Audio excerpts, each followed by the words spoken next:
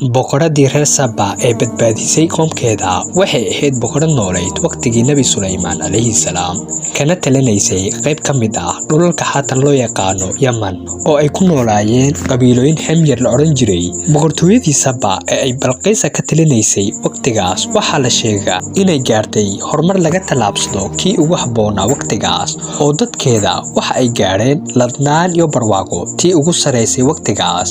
Qur'aanku ma sheegin magaca Balqiis laakiin waxay ku xusan tahay kutubta taariikhda intooda badan sida Siirada Ibn Hisham iyo kitaabkiisa kale ee ugu magac daray Tijaan. waxa kale oo isla magaca sugay imaamkii weynaa ee taariikhanka ahaa ee Hadani kaas oo sugnaanshaha magaca Balqiis ku qaada dhigay kitaabkiisa loo yaqaano Iqliil.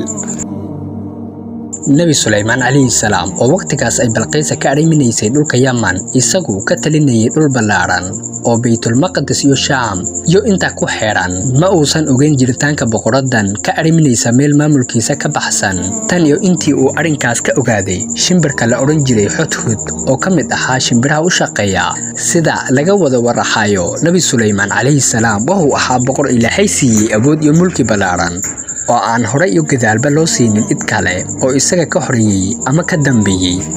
waxa loo saqiray oo u shaqeynayay inta badan wax kasta oo Ilaahay ardada ka abuuray. waxa uu shaqeynayay makhluuqad badan oo jinniga iyo shimbiraha ku jiraan. waxa kale oo gaadiid looga dhigay dabeesha oo u raaci jiray halkii uu doono.